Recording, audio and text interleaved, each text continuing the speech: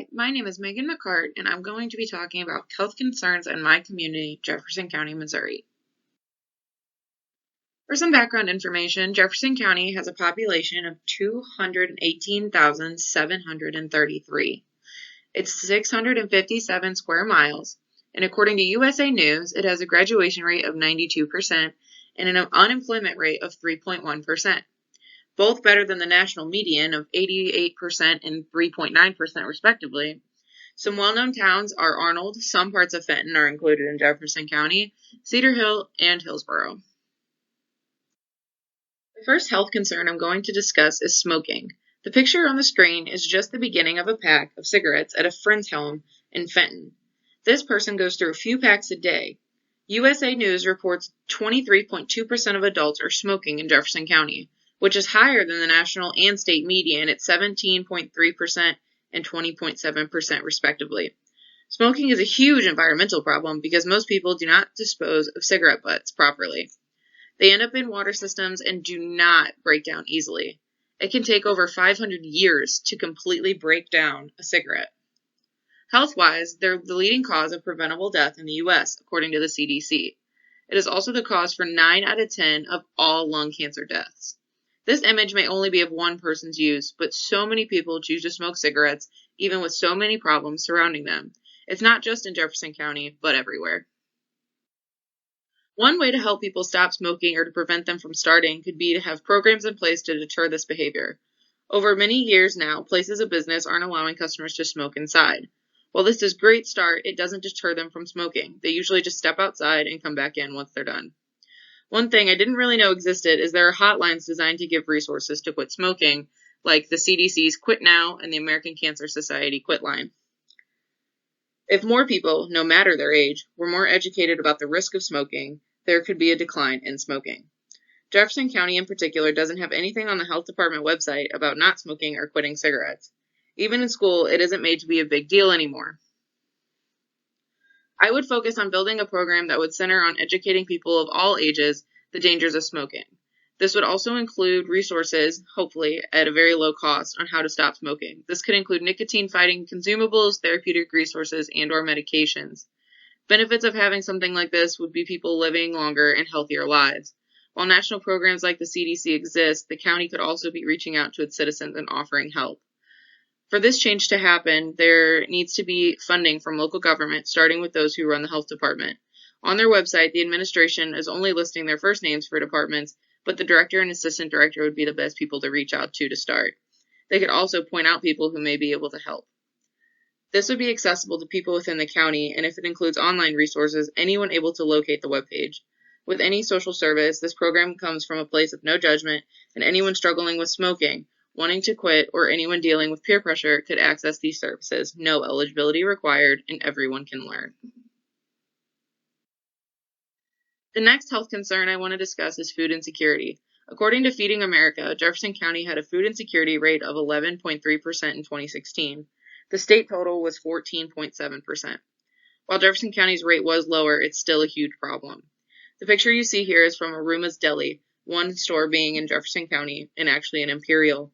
The sign on the wall says, "If you're hungry or know someone who is hungry or has no money, these tickets have been paid for in advance. Grab a ticket and eat. God bless our community and thanks to those that gave." With all the loss of jobs and financial trouble during COVID, it's amazing to see small businesses giving back to those who need and other customers as well. When you don't have access to food, much less availability of healthy food, living a good lifestyle is hard. Many people use Supplemental Nutrition Assistance Program or SNAP benefits to help cover the cost of food. There are some offices, one located in Hillsborough, that you can apply for SNAP benefits in person or online. The problem with this is you have to have so many documents and everything in order, and this can be very overwhelming. People may be getting stressed out and even scared of the process. Some may not even know where to begin. One way to combat some of this would be to develop a program where people signing up in the county are offered free SNAP benefits advocate. This person would need to know the ins and outs of SNAP and how to navigate the process. Essentially, they're there to guide people and make sure they're doing things properly and have a resource for themselves. Possible limitations may be that there are not enough people that know that much about SNAP to be able to navigate it, so there may have a need for advocates. Financing could be a problem too, as you have to pay the people who work there, most likely on a small budget. I'd start by talking any of the food banks like the Peace Pantry in Cedar Hill or the Ozark Food Pantry in Festus to see if they know much about SNAP or people who might. I'd also keep in contact with them so that if the program works or gets put up, they can send people to the advocates that are needed. Maybe even consult the health department for spreading the word. I'd also reach out to a food stamp office in Hillsborough to understand the process more myself, and they might also have ideas of how to get started, and any laws that need to be addressed while working this. We're increasing people's chances of getting SNAP because it's done correctly. This person is a resource and a guide to helping others have stable food coming in, and anyone with questions or applying for SNAP could use this service. According to Newsleader, Jefferson County is currently only 29.28% fully vaccinated as of June 25th, 2021. This is a picture of a Walgreens in House Springs. Like many other pharmacies, they're offering free COVID vaccines by appointment. You don't have to look too far to find other places like Walmart or Schnucks that are offering the same thing. People obviously have the choice to get vaccinated or not, but they aren't the only one potentially being in harm's way.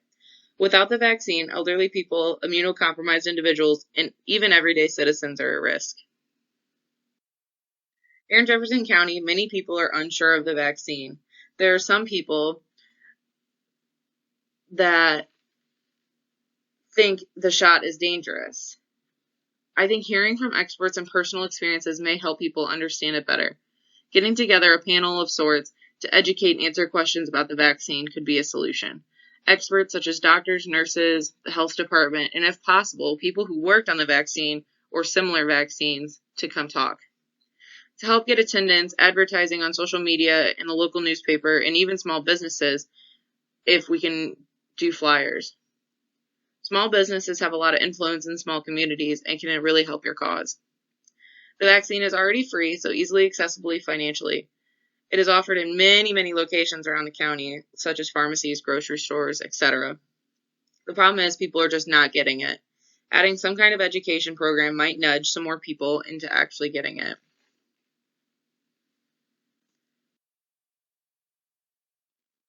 These pictures you see here on the right are outside my townhouse.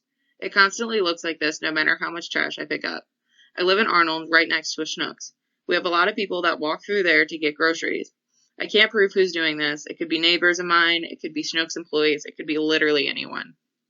This poses a huge health risk. The trash gets into our water system, it pollutes the ground and the soil. Animals can get into the trash looking for food, and depending on what they get, they could be fatal or really, really sick. If it gets into the rivers or the lakes, it can kill aquatic life. It's also so germ-infested. As sad as it is, some people will always litter, but for those who still care, there are options. A relatively cheap solution might be to put just more trash cans and recycling bins out in Jefferson County. Jefferson County has a solid waste department that handles recycling, disposing of large items such as appliances, vehicle parts, etc., household trash, and much more. Simply having more bins available might even reduce the littering. Another tactic I'd like to implement is countywide cleanups. Anyone could be involved, and hopefully we could find some businesses willing to donate things like trash bags and gloves. Solid Waste or the Highway Department might also be willing to donate or participate. County executives like Dennis Gannon or David Courtway may be interested. People participating will know they're doing something to help improve life in Jeffco. We're making our places safer to live and be. Low-income areas see a lot of littering, and helping get rid of the litter shows the community cares. Making a countywide effort ensures everyone is benefiting from it. The final health concern I need to address is fast food. Fast food will always exist, and people will always eat it, even though most of it is not healthy. I counted at least 25 fast food restaurants on Google Maps just in Arnold. Some places like Hillsborough are almost exclusively fast food. The picture you see here are just some examples of how prevalent fast food is in Arnold. I know they're kind of zoomed out, but I wanted to get as much representation as possible.